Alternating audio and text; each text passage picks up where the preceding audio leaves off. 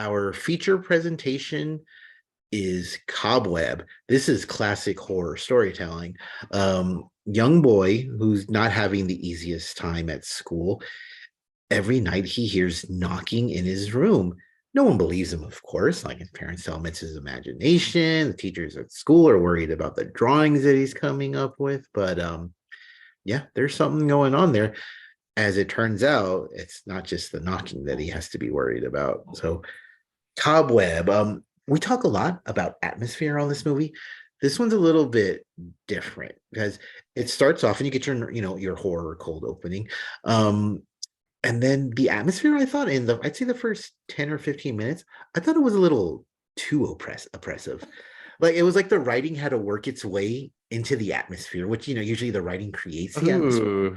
Like this one was, I was like, well, why is it so dreary? Like, yeah, like I think there's something going on at the home. Yeah, school's not so good. And he's hearing this knocking, but like plenty of horror movies start with a knock or a kill, and it's not as after that they're on the beach partying or hanging out with their friends at school or something. But like this one, I was like, Jesus Louise, like, are we supposed to build to this? Yeah, that's so funny because I couldn't quite put my finger on why the beginning of the movie still felt off to me. That's exactly what it was.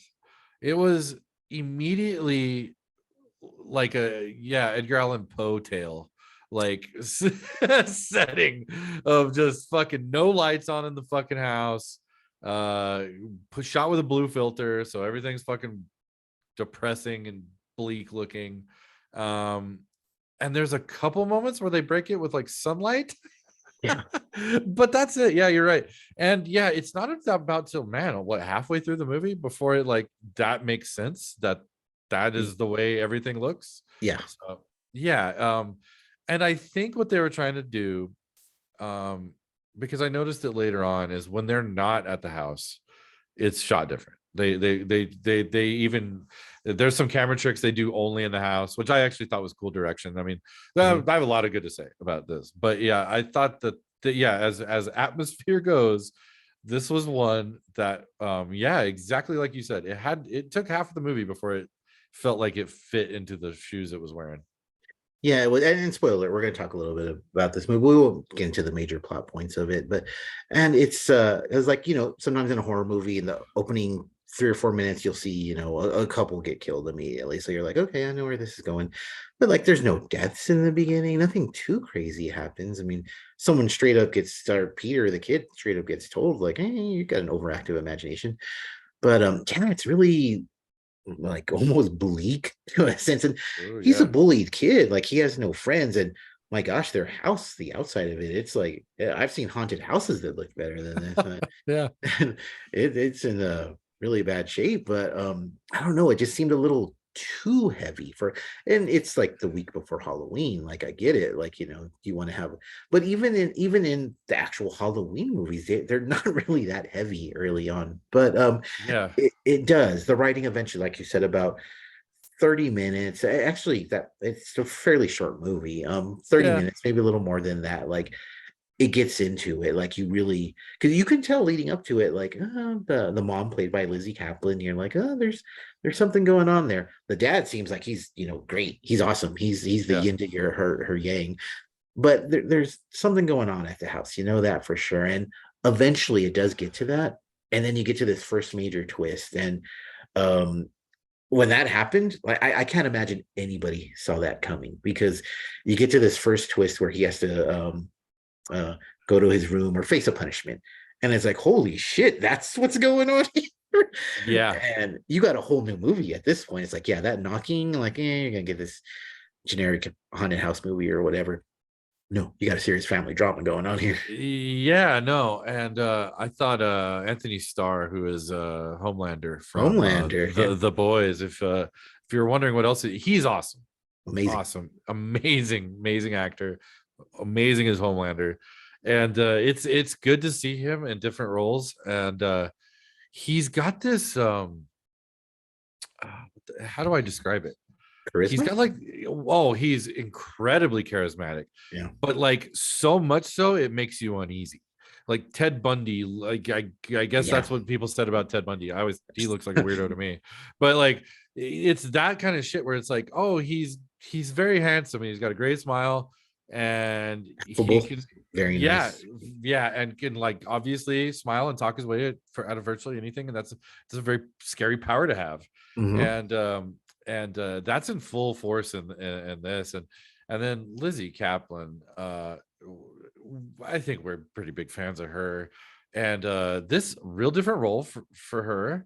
And like you said, it's a yin and yang kind of thing, but they totally work as a couple too. Like they totally Right. vibe and click, and their chemistry is great. And unnerving in completely different ways. Hmm. What a some of my favorite creepy parents we've seen in horror movie in a really long time. Yeah, it's been a while since we've had the lots of creepy kids, but it's been a while Yeah, since we've had the parents. creep. It's Shit. been a while. It's been a while, and that was like a staple of the 80s. Yeah.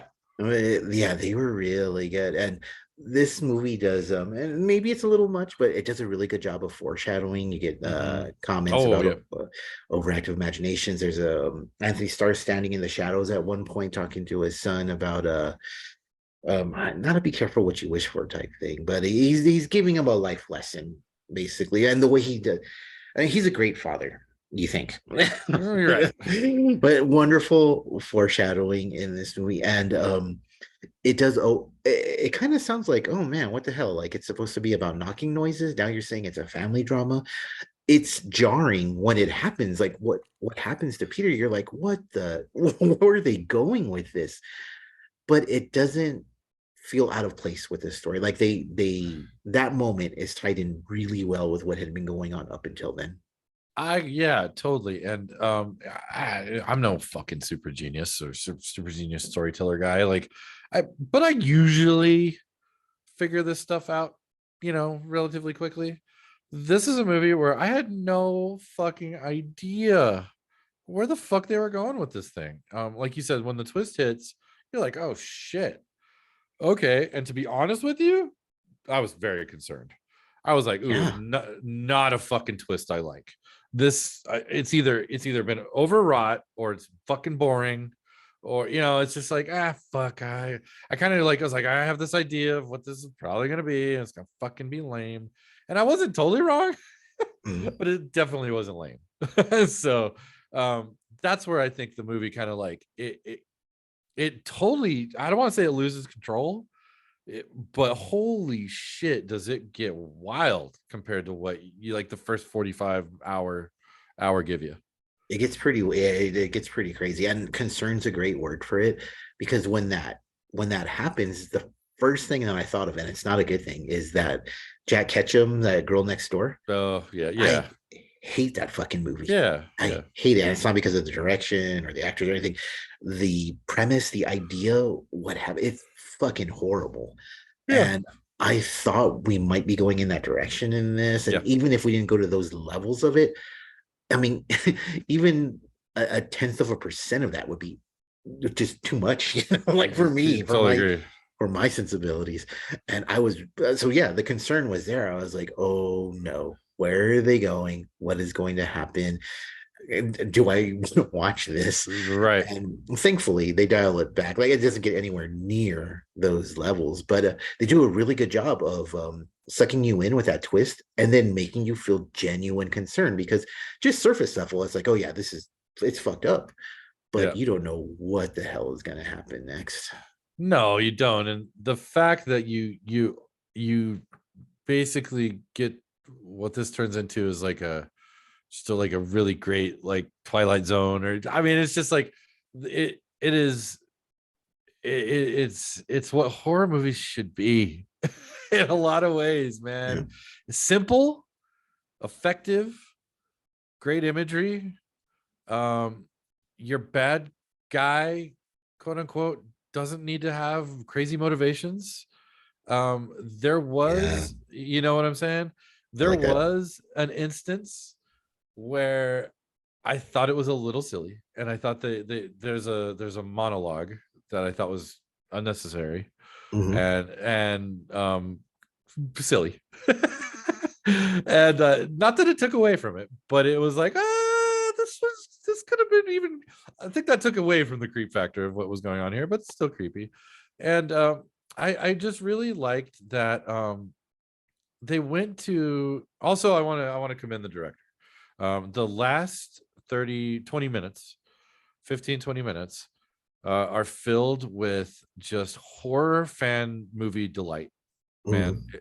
And there is some great shots, there's some great transitions, there's some really scary stuff that is super effective, and it's some of the best horror action that I've seen in a while. While they're, they're doing that thing where they're hiding the bad, and that's great. That's super good. They do a really cool job of it in this. You know what? I'm actually on the other end of the You spectrum. didn't like that, I really? liked, well, the way it was shot, what's going on, I thought was really really well done. But the first time it went from the beginning to the first twist when you're like, holy shit. Sure. But when they got from that portion of it to, okay, now we're going full blown horror, Full ham. I didn't dig it. Like You I didn't dig wouldn't. it? Good. No, it kind of lost me. I was like, wait a minute. Like, I don't know. It was just too many super abrupt Oh, changes for it's me. it is insane. Yeah, it goes from, and that which I can appreciate that, I can respect that, but I will say this, it did not make me think like, oh, this is the worst movie ever. I was just like, what the hell are they doing now? Yeah, yeah. First time after me saying like, oh yeah, it's cool, I like it, eases you into it. The Sure, next time I was like, well, what are you doing? Like, now you're pulling sure, me out. Like, sure. and I will say that everything is going on, it's wild, it's crazy, like It there's, is wild. yeah, people are hiding, people are dying, people are running, people are falling, like it's crazy, it's really good stuff. Then you get this, like, it's like it hits a wall. It's like, I don't know if we're talking about the same monologue, but it's like there's a speech and then there's credits. Like, that's, I It, was like, whoa, what kind of ending is that? Like, yeah, dude. So yes, there is. Well, yeah, it's super fun, and they're doing a really fun, cool thing, and then they grind to a screeching halt, put a bizarre monologue in there for what fucking reason I don't know. You actually don't need it at all. Not one iota. As a matter of fact, it only takes away would have from been the more, creep. it confused me. It confuses you and only takes away from the creepy thing that you're witnessing, or scary thing. And yeah, I could not agree more actually with that assessment of the end. It is, they're doing such a good job. It's such a fun time and doing such a fun thing. And then they totally, it's a debacle actually what they do with it. It did not, I'll say that it did not ruin it for me, but it totally was like, whose fucking idea was this? We talk about it all the time. Did somebody, like a producer, go like, hey, no, you gotta have him explain it. People will want an explanation. I don't fucking need an explanation. I don't need somebody to explain anything to me, especially for a movie like this.